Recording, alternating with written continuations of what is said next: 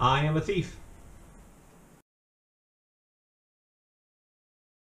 Hello and welcome back to Bookish, and welcome to a video, the idea of which I stole directly from Ollie over at Criminali, so much so that I even named my video the exact same as his, 10 books that made me. These are 10 books that made me into the reader that I think I am today. So please, go watch Ollie's video. If there's any chance you're not already subscribed to his channel, I'll leave links down below. So here we go, the 10 books that made me the reader I am. Number one is a picture book, because when we're kids, these are probably the first books we remember and the first books we read, and my favorite picture book was called The Knobby Boys.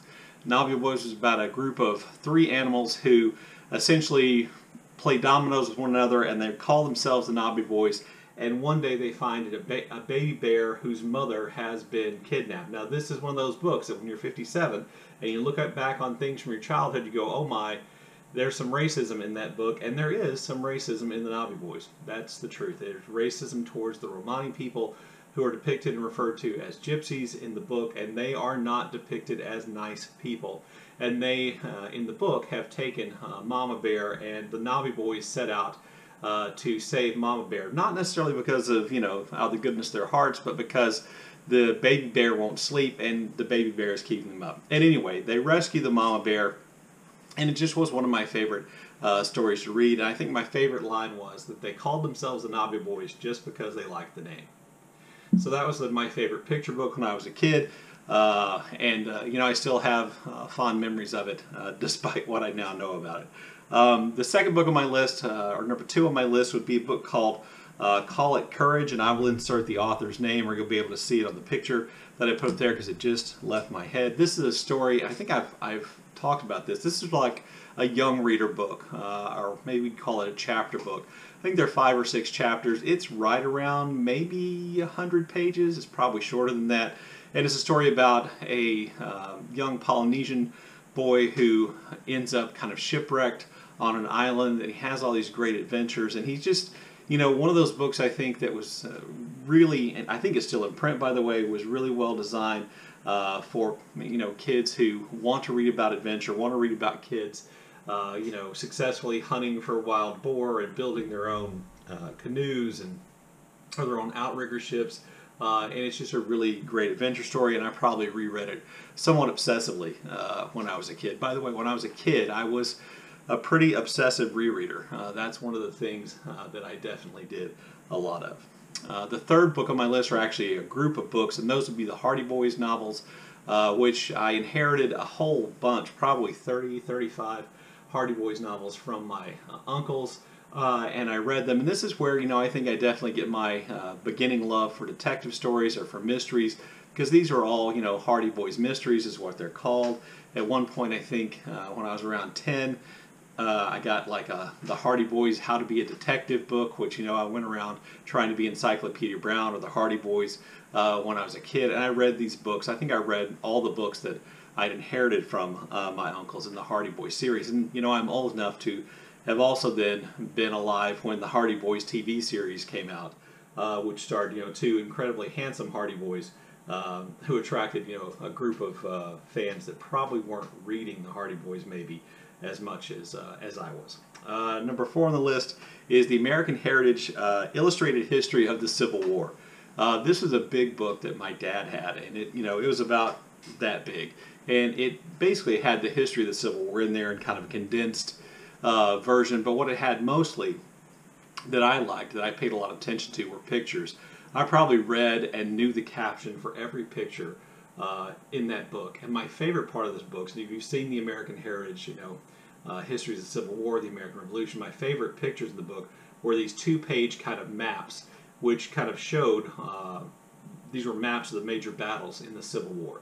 And they kind of showed the movements of troops, and so there are little groups of gray and blue soldiers over here fighting, and they're like dead guys laying around, and the scenes are numbered, so you're supposed to kind of read in order, and then you get kind of the idea of how the battle went. I studied those pretty obsessively, and I get my love of history from my father, who was a Civil War buff and who had studied history in college. That's where that comes from, and the American Heritage History of the Civil War, the illustrated one, was a really important book to me.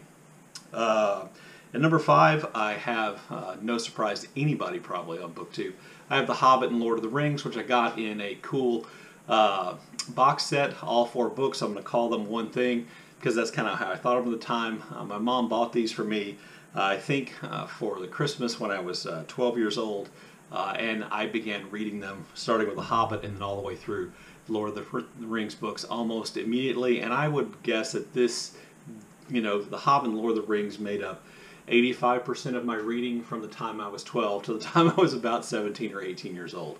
That I just read them over and over again. I've said this on my channel before. I would finish Return of the King, and then I would immediately loop back The Fellowship of the Ring, and I would just read them over and over again, and they were incredibly important. And, up until I was in college, I would consider myself, pretty much strictly a fantasy reader. With Lord of the Rings and other kinds of books that were kind of popular fantasy books in the late 70s and early 80s. I read all of those as well, but The Lord of the Rings was the one I read most often. And then when I went to college, I was introduced to all new people, and one of those people was my best friend, who was a kid or young man named Rick, and he was a huge fan of Ernest Hemingway and really of American literature in general. And so one Christmas holiday, I read The Sun Also Rises, and that book probably turned me into a reader in a way that I hadn't been before.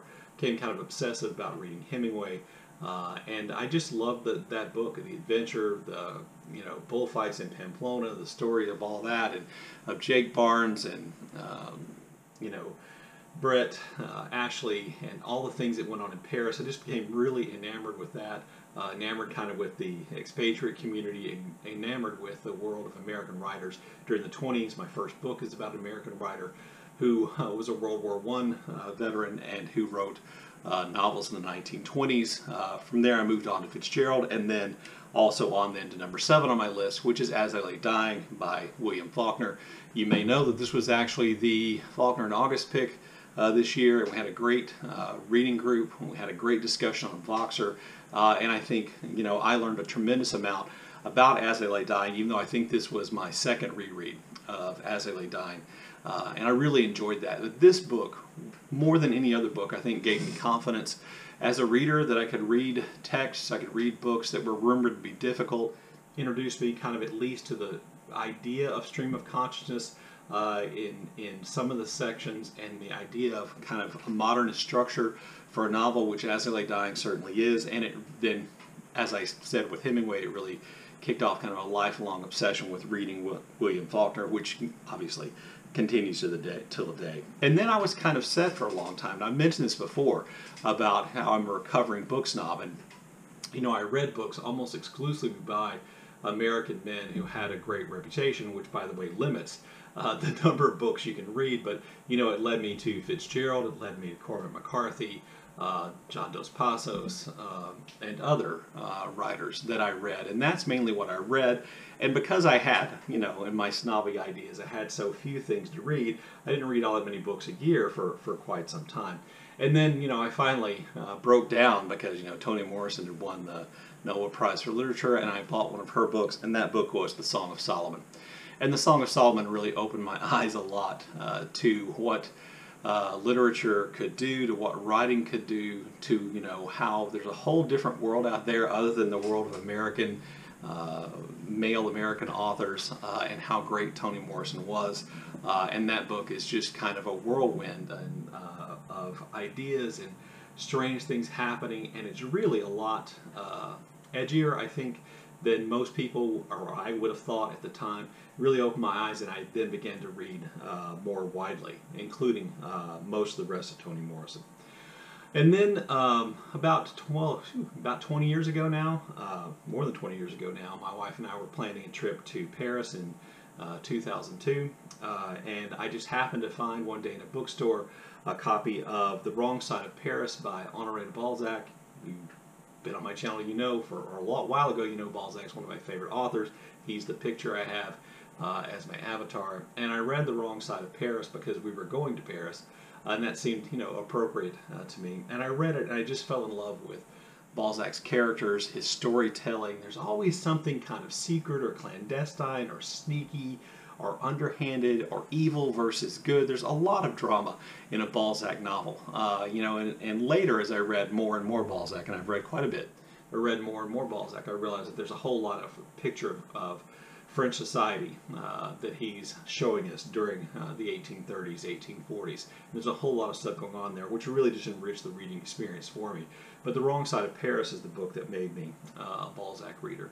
And the 10th book I want to mention is a book that I read exclusively because of BookTube. And I've said before on my channel that BookTube really has changed my reading in a positive way. And so the first book I can remember reading and being really impressed with, just blown away with, that I got the suggestion to read because I'd been watching BookTube channels, was Milkman by Anna Burns. Set in the Troubles in Northern Ireland in the 1970s, a young woman who's essentially tried to, you know, cut herself off from all the nightmare stuff going around her. She walks around reading a book past places that have been bombed and scenes of violence, and kind of doing her best not to engage with any of those things or with her boyfriend or her family in any real direct way, so until a killer decides to take interest with her, and she really has to be kind of extricated from that situation largely by her mother. And I just thought the way in which the book was written, the way in which the character was described, the world in which Anna Burns created was just extraordinary. It's just a really great book, and that then led me to all kinds of books that I read now, that I read because of BookTube, and that's been a really great thing. Anyway, there you go. There are the 10 books that made me the reader I am. I look forward to your comments in the comment section below, and as always, thank you for watching.